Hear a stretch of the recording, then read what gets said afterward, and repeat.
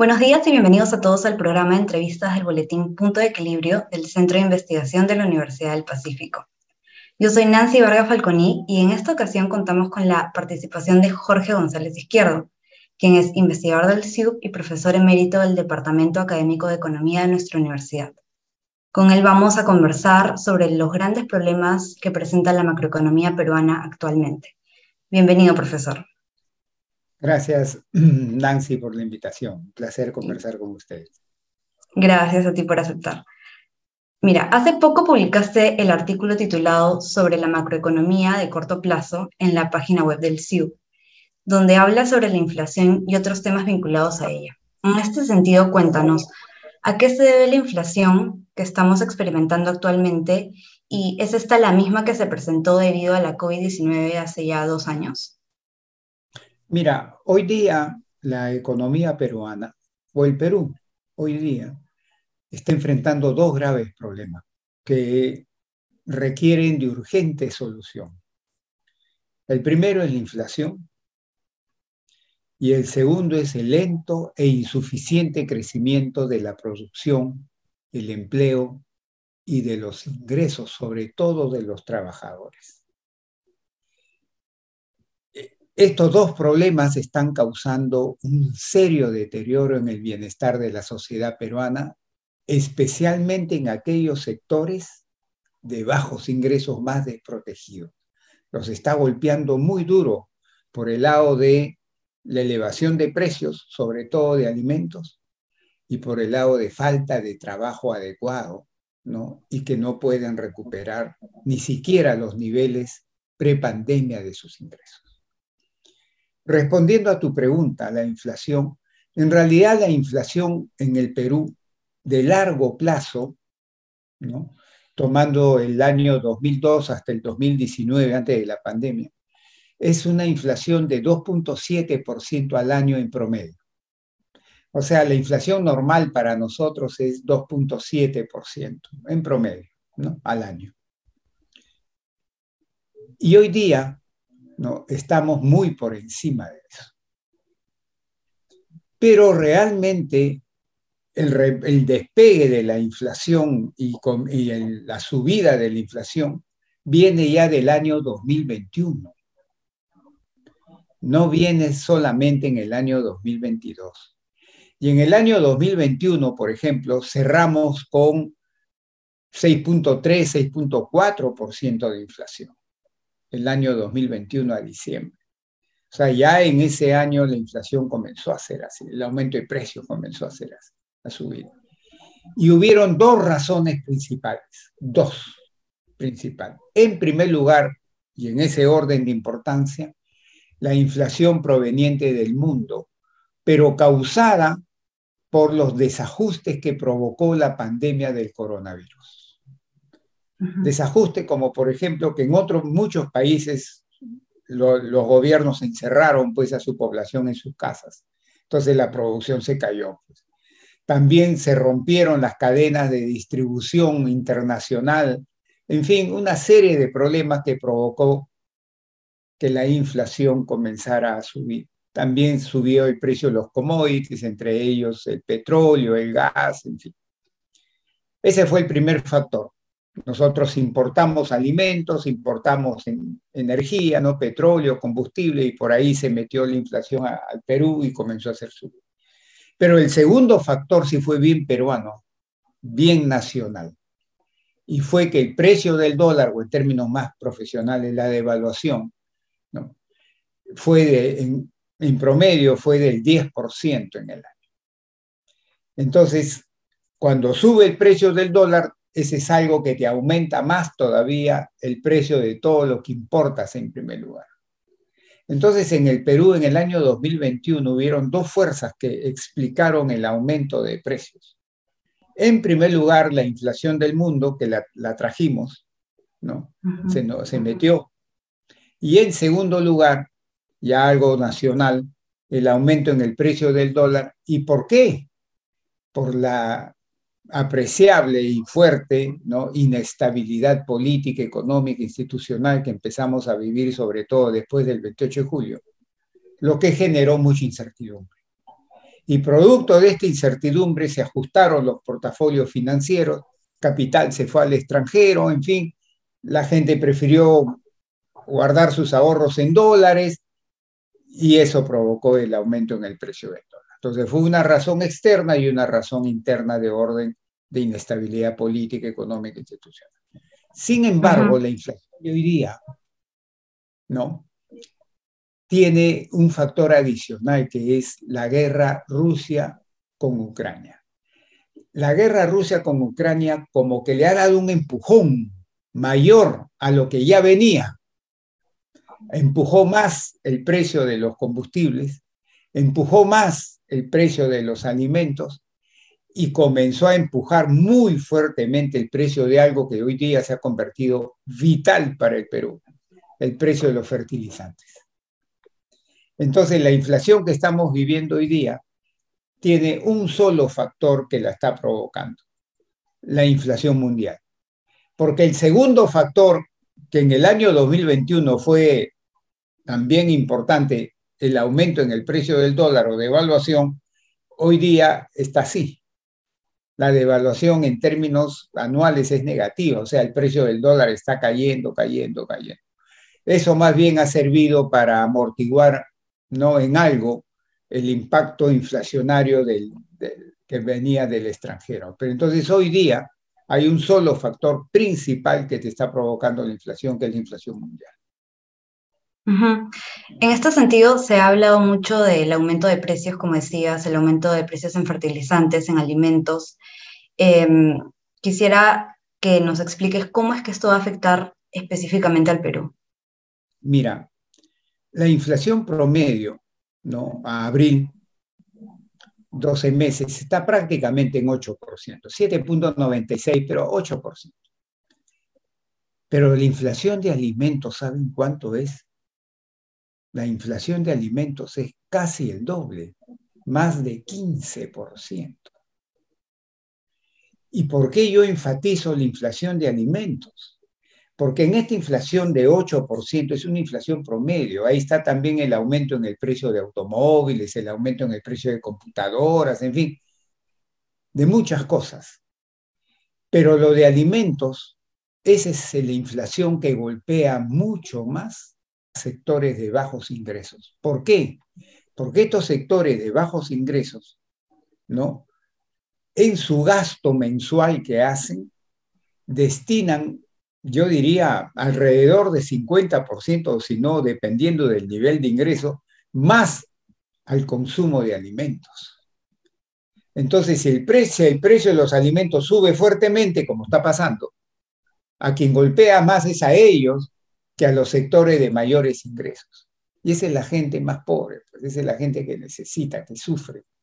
Entonces, la característica de la inflación peruana es no solamente hay que fijarse en el promedio, sino hay que fijarse sobre todo en dos tipos de inflación, la de alimentos y la de combustible, porque golpean fuertemente a sectores de menores ingresos más desprotegidos. Y hablando justamente de la inflación, hemos visto que el Banco Central ha endurecido su política monetaria a través de una subida progresiva de la tasa de referencia. ¿Crees que esta medida tiene correlación con el panorama global? ¿Es una medida acertada? ¿Y cómo va a beneficiar, ¿no?, a las familias peruanas? En el corto plazo, la teoría, o lo voy a poner en términos generales, hoy día hay dos teorías generalmente aceptadas. Y cuando digo generalmente aceptadas es por una mayoría de la profesión, ¿no?, porque hay otras teorías muy puntuales, ¿no? Pero por eso digo, las teorías generalmente aceptadas que te tratan de explicar inflación hoy día son dos. La primera es la teoría cuantitativa. Pero ya la teoría cuantitativa te explica la inflación de largo plazo. Pero para periodos de tiempo más cortos, para el corto plazo, ya no se puede aplicar la teoría cuantitativa, porque no te la explica bien. Ahí sale la segunda teoría, que es la teoría de la curva de Phillips.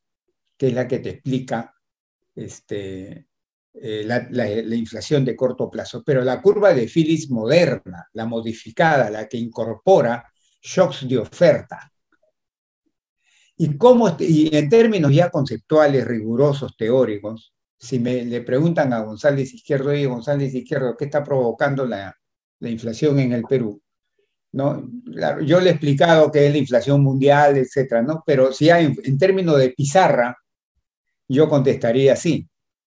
Lo que pasa es que la oferta agregada de la economía peruana está sufriendo shocks muy fuertes, sobre todo provenientes del extranjero.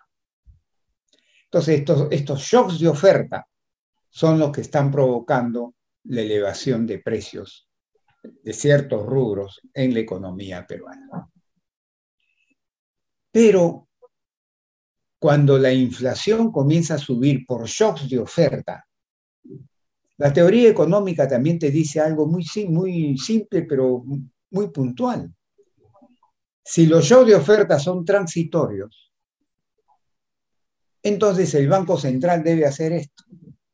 No se debe meter. ¿Por qué? Por dos razones. Porque si los shocks son transitorios, en algún momento van a tender a desaparecer. Y cuando desaparecen los shocks de oferta, por ejemplo, la guerra Rusia-Ucrania, ¿no? Se firma la paz, bueno, los precios de combustible, de alimentos, no van a bajar fuertemente, pero van a bajar, ¿no? Entonces, cuando estos shocks transitorios desaparecen, dice la teoría, la inflación regresa a su nivel original. Y segunda razón es que la política monetaria actúa con un desfase en el tiempo. Si yo presiono hoy día el freno monetario, los precios no caen hoy día, caen mañana.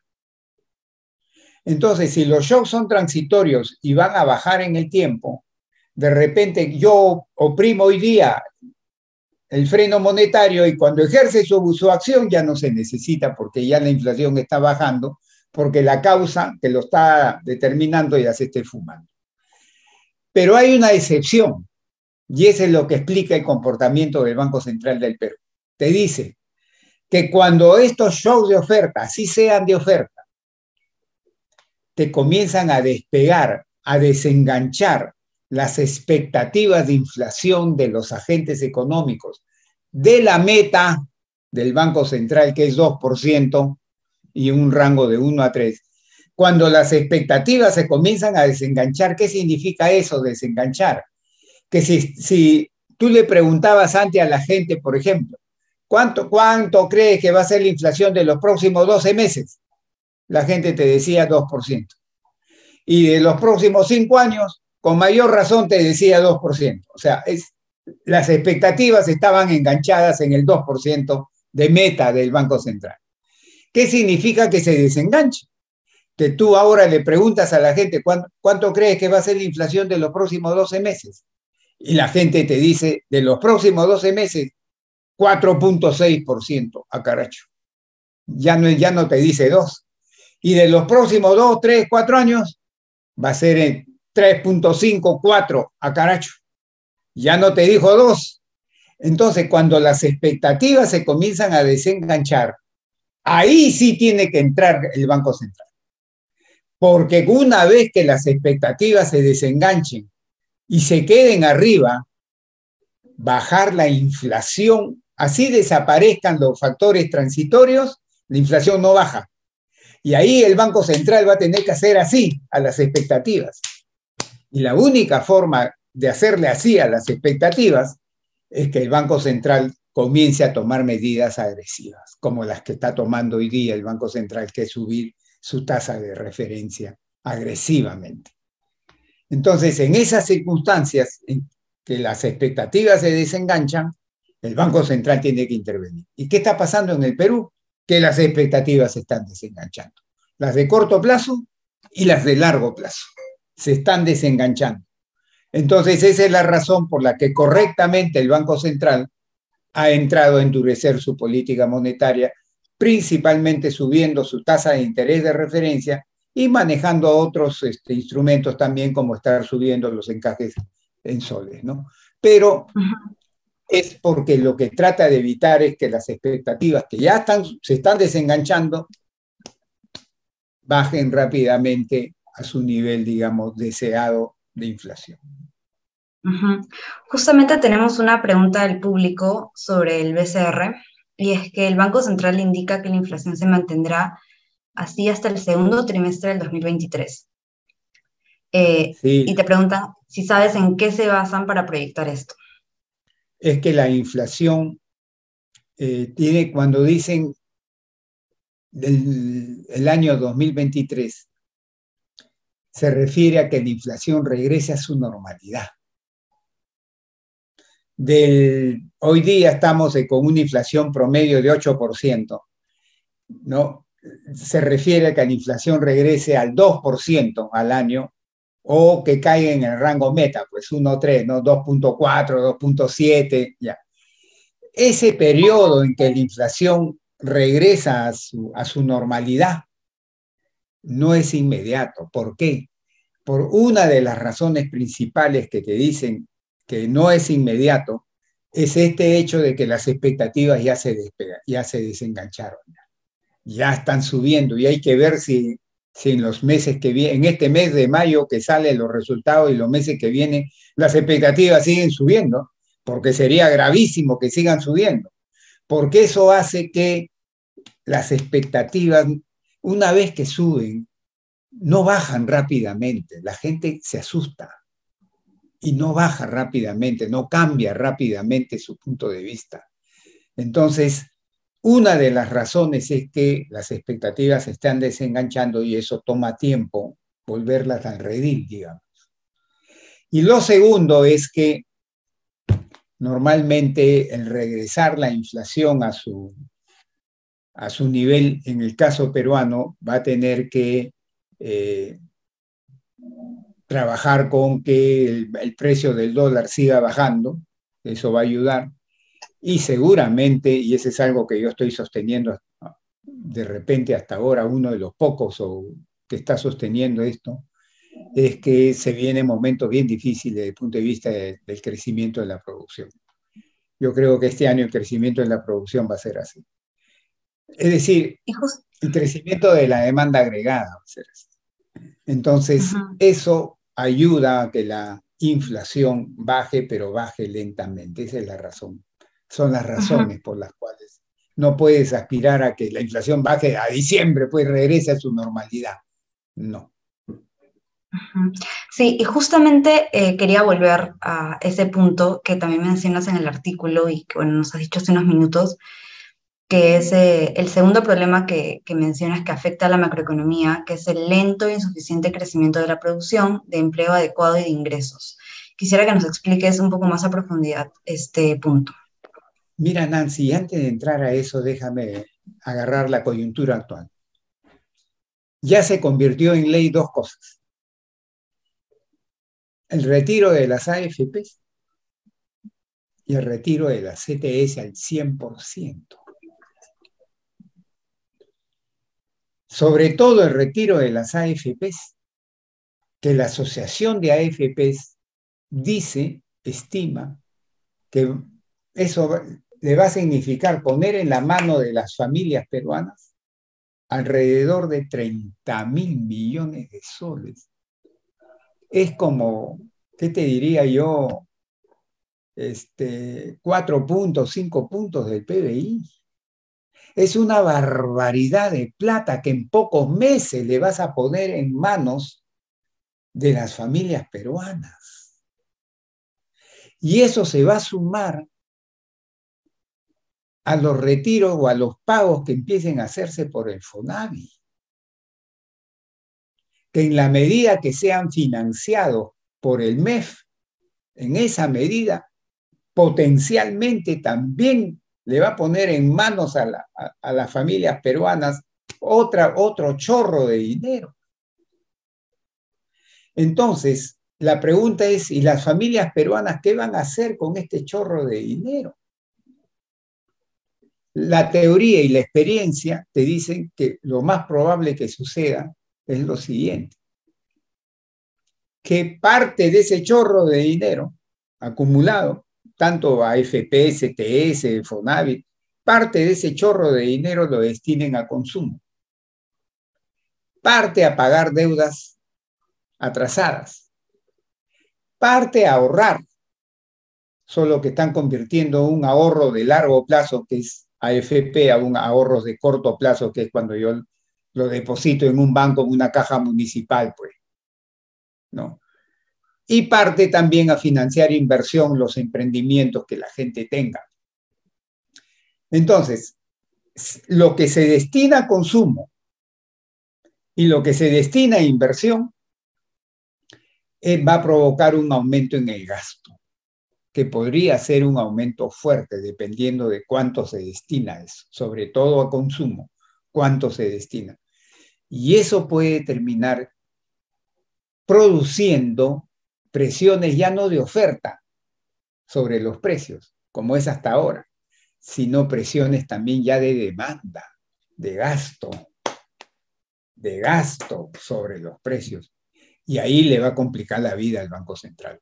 Obviamente que se le va a complicar la vida al Banco Central. Entonces, estos retiros que ha aprobado el Congreso y el gobierno ponen un signo de interrogación bien grande en el comportamiento futuro de la inflación. Además de otros problemas, ¿no? Pero estamos hablando acá de la inflación. Muy bien, quería terminar de tocar ese punto. Ya respondiendo a tu pregunta, este año el crecimiento de la economía, desde mi punto de vista, va a ser claramente insatisfactorio. Pero está pasando algo. El gobierno ha dicho lo siguiente. Oye, en enero, ¿cuánto creció la economía? Si comparamos enero de este año con enero del año pasado, 2.8%. Oye, está bien, ¿eh? En febrero, ¿cuánto creció? Creció 4.9%, casi 5%. Oye, qué bien. Y en marzo, ¿cuánto creció?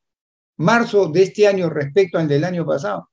3.79, o sea, 3.8, casi 4. ¡Qué bárbaro! Y en promedio, el primer trimestre, ¿cuánto ha crecido en el primer trimestre la economía peruana? 3.8.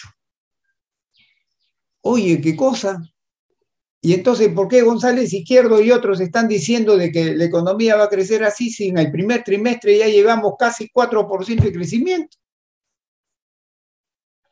Pero mucho cuidado, porque en estos crecimientos, comparando enero, febrero, marzo de este año respecto al año pasado, todavía hay un efecto estadístico, hay un efecto de rebote.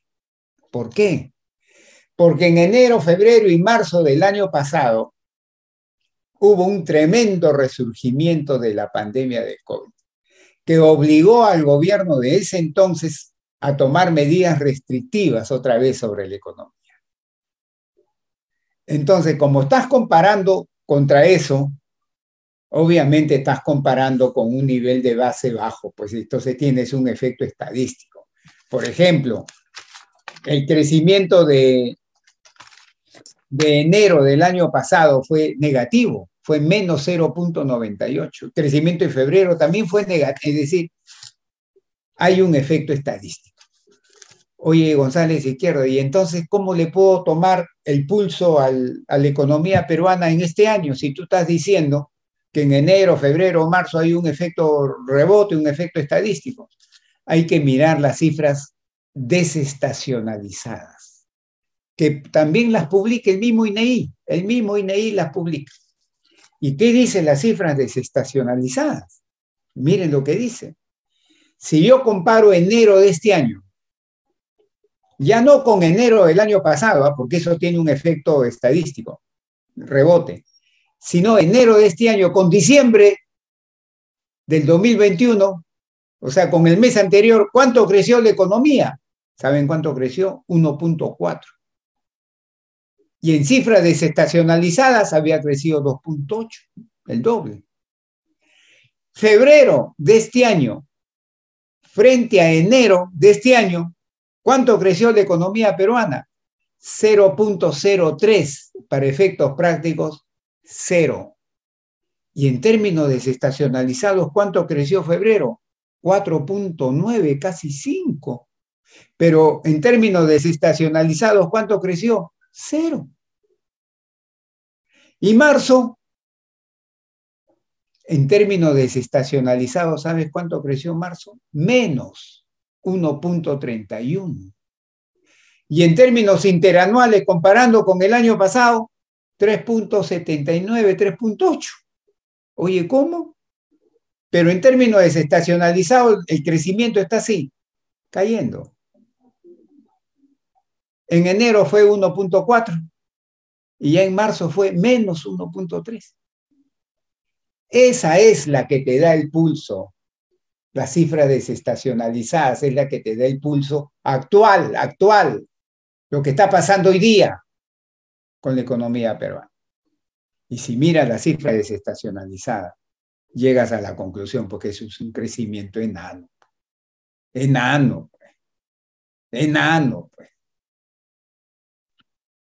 Y la consecuencia de eso es, quien paga el pato ahí es el empleo y los ingresos. Mira, Vela, también el INEI también ha publicado las últimas cifras de empleo. O sea que no es que estemos ciegos, y las voy a dar.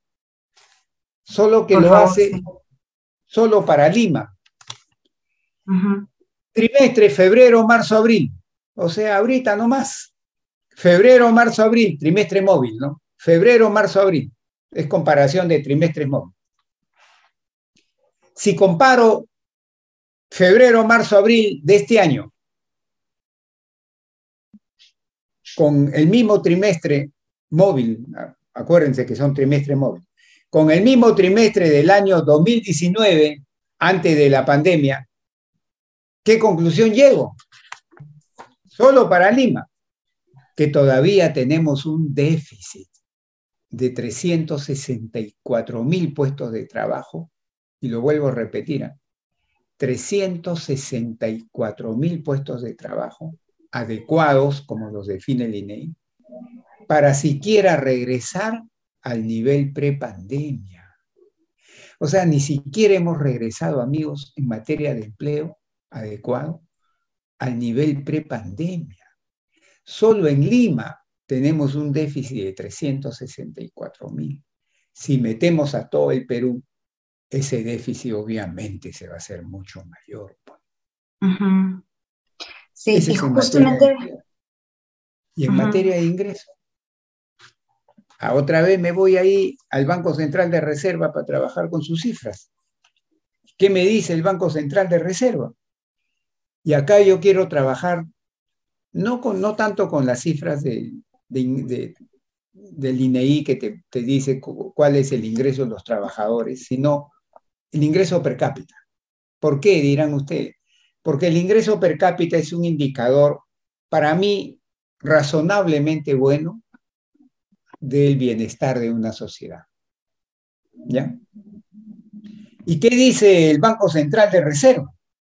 El Banco Central de Reserva, ¿qué cosa te dice? Te dice que el ingreso per cápita del año 2019, en términos reales, del año 2019 fue 17.000 soles. Del 2020, cuando nos cayó la pandemia, el ingreso per cápita de 17.000 se cayó a 14.900. Una caída fuerte de bienestar. Y el año 2021 repuntó, pero de 14.900 subió a 16.600. Pero ¿cuál era el ingreso per cápita real del 2019? 17.000. O sea, ni siquiera en materia de ingreso per cápita, ni siquiera hemos regresado al nivel prepandemia también. Entonces, mi conclusión es que tanto a nivel de producción, a nivel de empleo, como de ingreso per cápita, no hemos regresado hoy día, ¿no?, al nivel prepandemia. Claro, y justamente para amortiguar un poco esta pérdida de empleo y de ingresos, es que el gobierno ha lanzado una serie de medidas, ¿no? Como los subsidios económicos, las rebajas del impuesto en alimentos o productos de primera necesidad. Quisiera conocer tu opinión Sí, claro. respecto a estas Mira, medidas.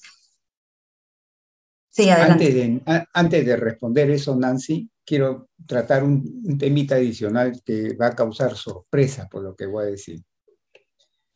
Yo he dicho que el ingreso per cápita es para mí un razonable indicador del nivel de bienestar de una sociedad.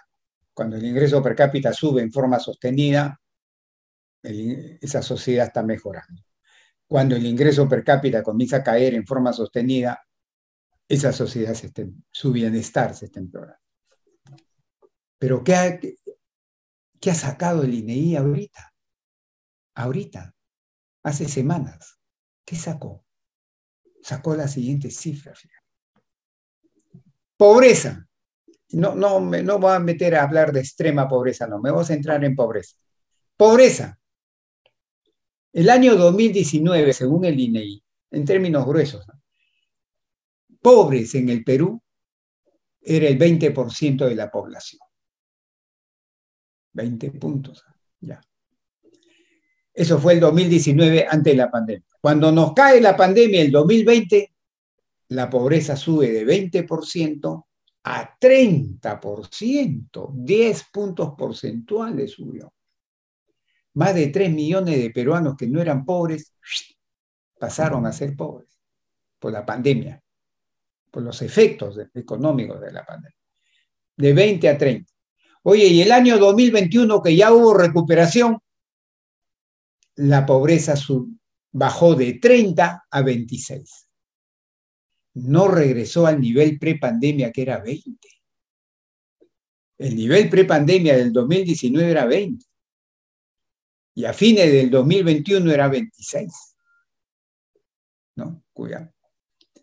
O sea, no hemos regresado, pues, las cifras de la pobreza, digamos, apoyan las conclusiones que estamos sacando con otro tipo de cifras, ¿no? Empleo, PBI, per cápita, etc. Pero ahí no queda la cosa. ¿Sabes también lo que ha publicado el INEI?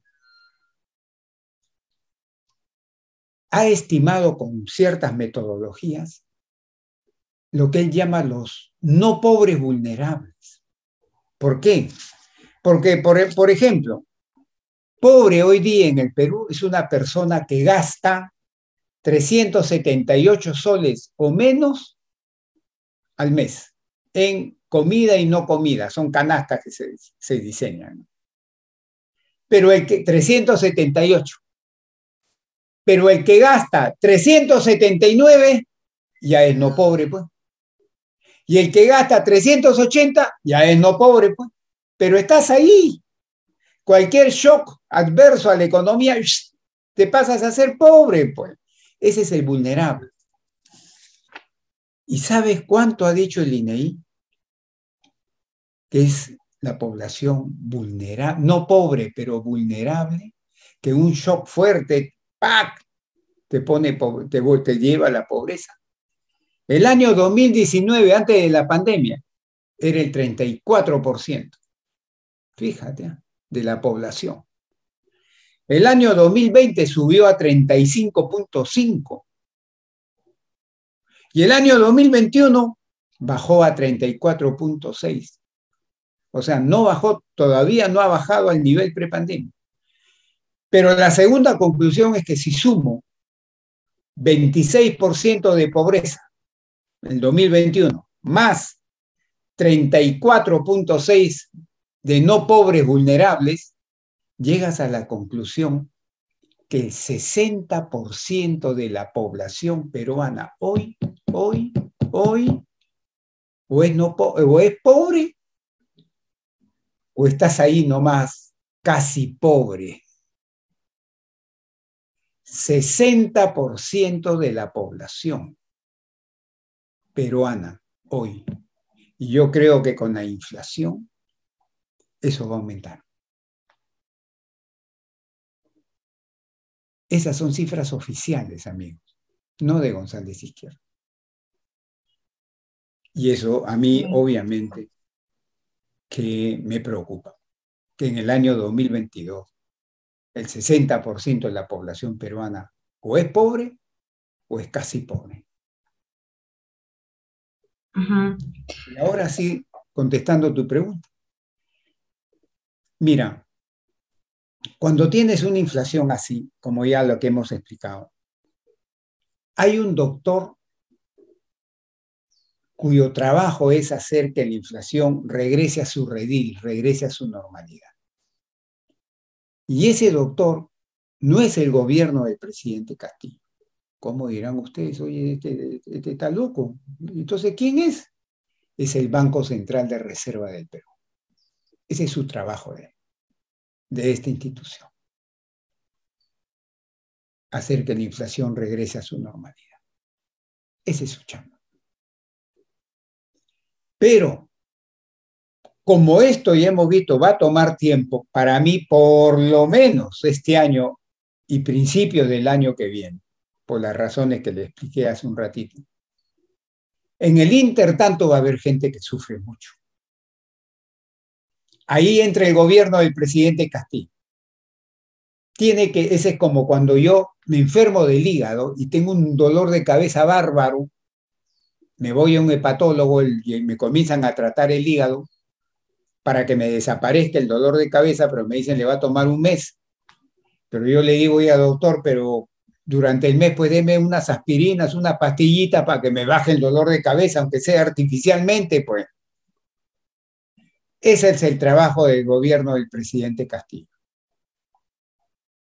Entonces, ahí hay dos opciones de política económica. La primera es tomar medidas que favorezcan al productor.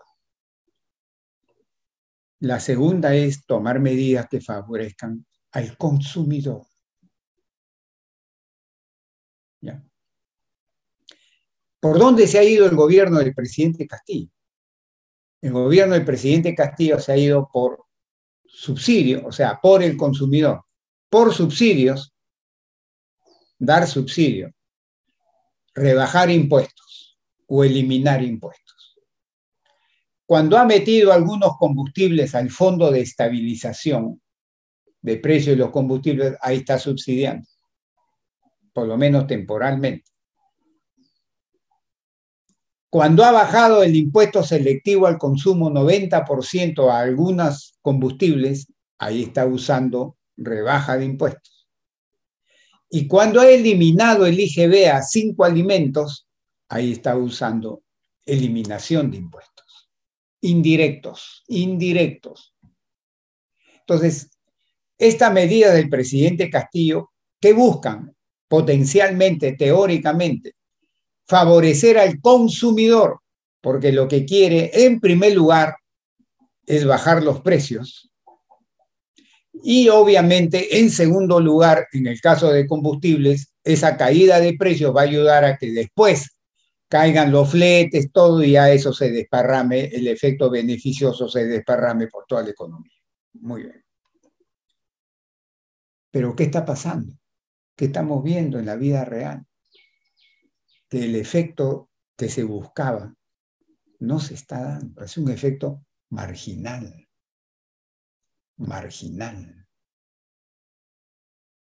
Y tiene un costo tributario fuerte porque el gobierno está dejando de recaudar. Tiene un costo tributario fuerte. Y el beneficio de esa medida es marginal. ¿Y por qué es marginal? Dirán ustedes. Por varias razones. Por varias razones es marginal. Primero, veamos lo que está pasando con los alimentos, porque ha bajado, ha eliminado el IGB al trigo, al maíz. Lo que pasa es que en el mundo, como la guerra Rusia-Ucrania ya va a cumplir 4 meses y tira para largo. Y ustedes saben que Rusia y sobre todo Ucrania son grandes productores de granos y de energía también. Y ustedes saben bien también que en la agricultura la siembra tiene su época. Si uno se pasa a la época, no es que ya me pasé la época y después vuelvo, siembro más allácito. No, no es así. Si la siembra es junio, julio, agosto y te pasaste, ya tienes que esperar hasta la próxima cosecha. En la agricultura es así.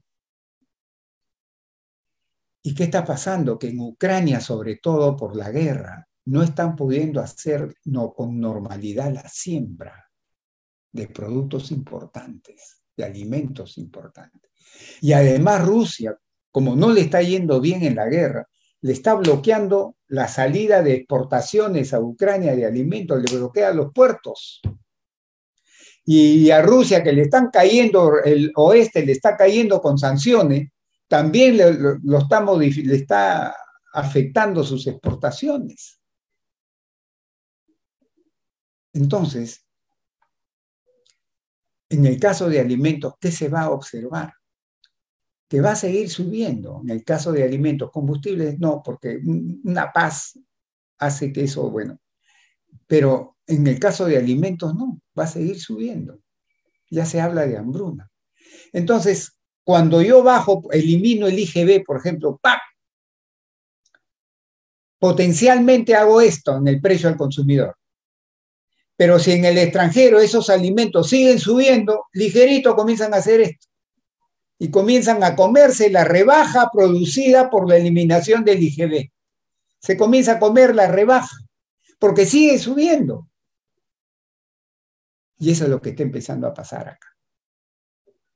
Eso es lo que está empezando a pasar acá.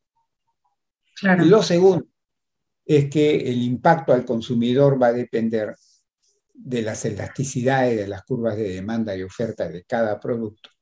Y tercero, de cuán imperfectos son esos mercados, sobre todo los canales de distribución. Entonces, por estas razones, el impacto al consumidor, en primer lugar, está siendo marginal hasta el día de hoy. Entonces alguien me dirá, oye, González Izquierdo, pues tú criticas nomás, ¿qué propones? Lo que yo he venido proponiendo, no ahorita, ya lo vengo haciendo hace meses. Son transferencias directas de tipo lump sum. Transferencias directas muy focalizadas y transitorias. Oye, a ver, ponte un ejemplito, González Izquierdo.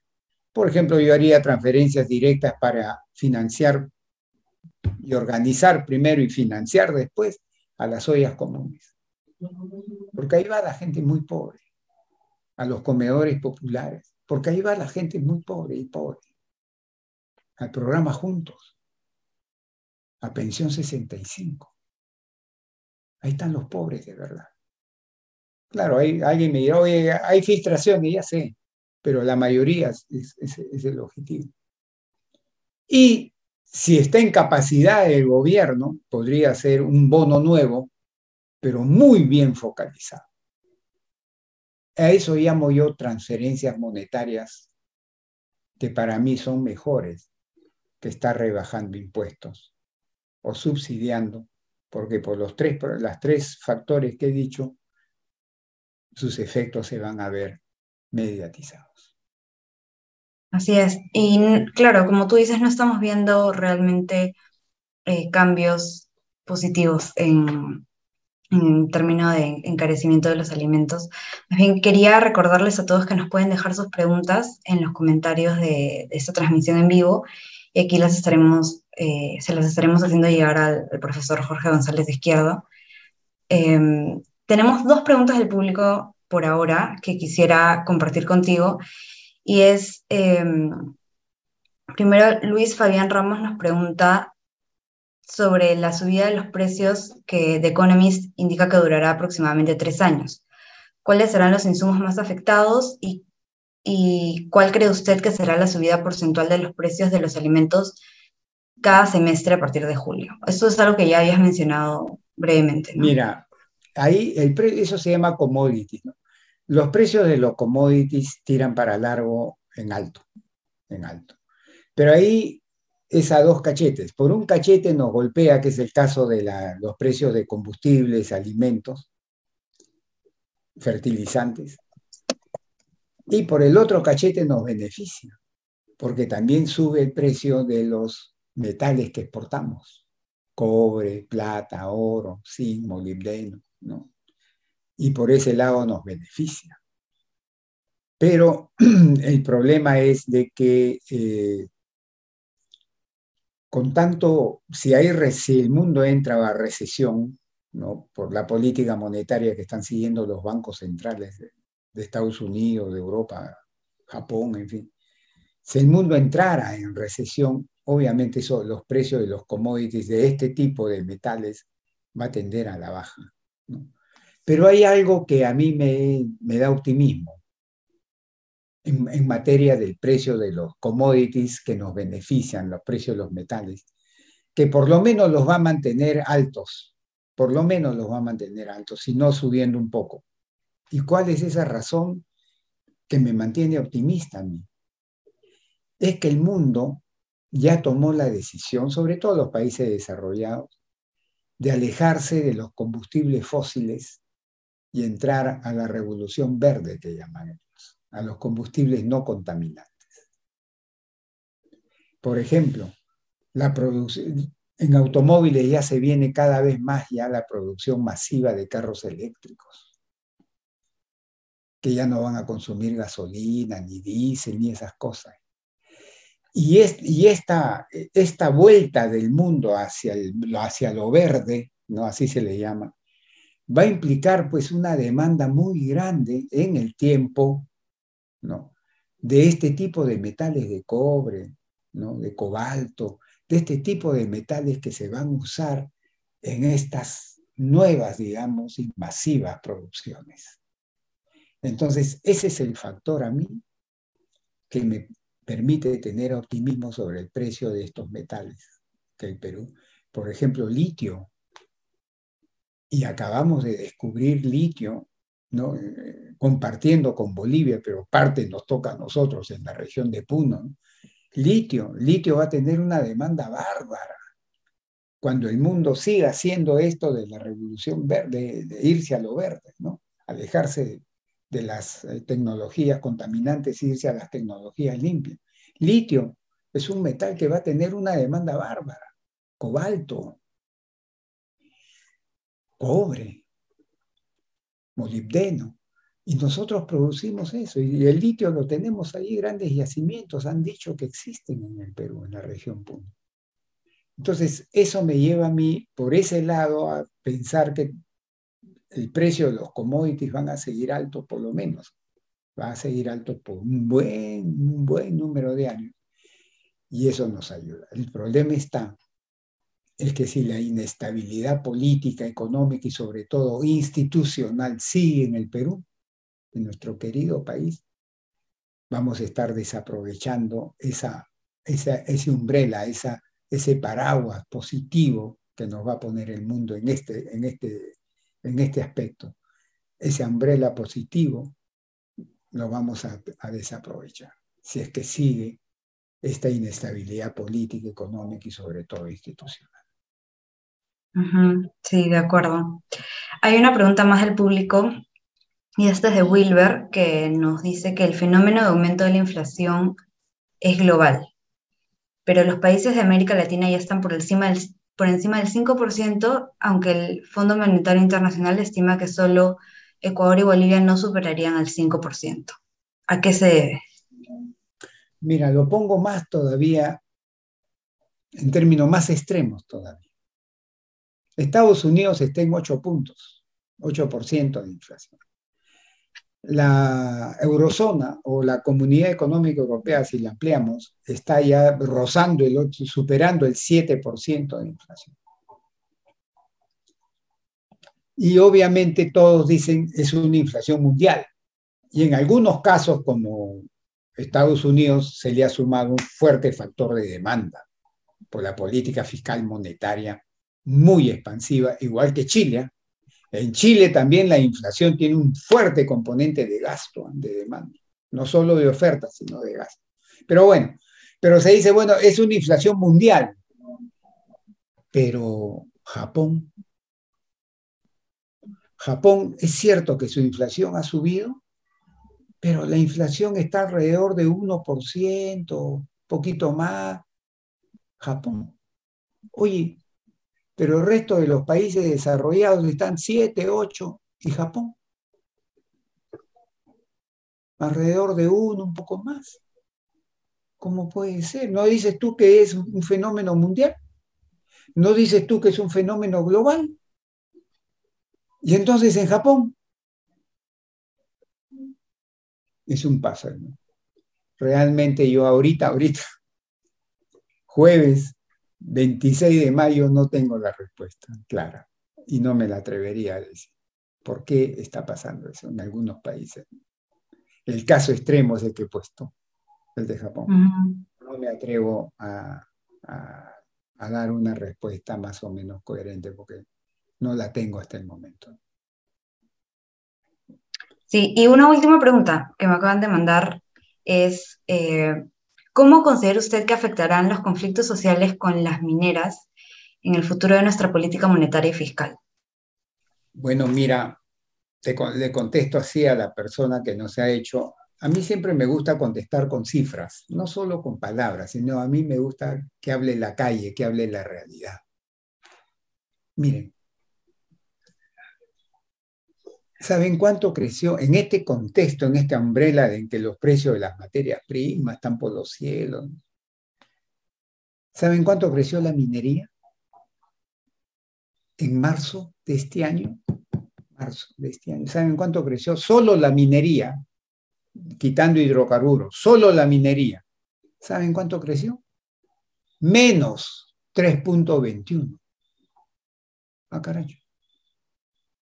Y en febrero, ¿sabes cuánto creció la minería en febrero? Menos 2.08. Ah, carajo. Y en enero, ahí sí creció un poco, 3.6%. Pero en diciembre del año pasado, la minería cayó en menos 7.11. Es decir, la minería está, en vez de estar expandiéndose con esa umbrella que tiene positivo, se está achicando. Entonces la pregunta que uno se hace es, oye, pero ¿cómo puede ser posible? Porque cuando uno le mide el aporte al PBI de la minería, solo toma en cuenta cantidad real, volumen. Ahí no toma en cuenta precios. Y ahí es donde se ve el efecto de esta inestabilidad institucional social que estamos viviendo.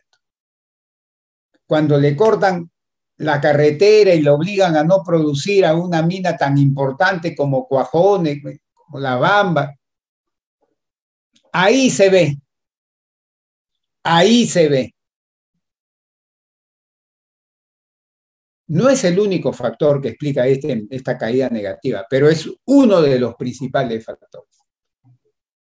Ahí se ve. Entonces, respondiendo a la pregunta, con cifras, con realidad, estamos viendo el tremendo impacto negativo que tiene esta inestabilidad social e institucional también respecto a cómo se tratan los problemas de conflictos sociales en la minería. Y si eso sigue, el sector minero va a tener problemas en producción. Y no hablo de inversión, porque la inversión también está disminuyendo. No se ha hecho cero, la minera, pero está bajando porque todavía arrastra la inversión de grandes proyectos de inversión minero que vienen del pasado, ¿no? Están terminando y tienen sus inversioncitas todavía pendientes, pues, que tienen que hacerse de todas maneras. Bueno, Jorge, muchas gracias por tu participación. Sin duda te vamos a volver a invitar al programa para seguir hablando del panorama macroeconómico peruano. Y muchas gracias a todos ustedes por habernos seguido en esta transmisión en el Facebook del CIUP. Hemos estado con Jorge González de Izquierdo hablando sobre los grandes problemas que presenta la macroeconomía peruana. Por favor, no olviden seguirnos en nuestras redes sociales y conmigo será hasta otra oportunidad. Gracias, Jorge. Hasta luego. Gracias, Nancy. Gracias a todos ustedes.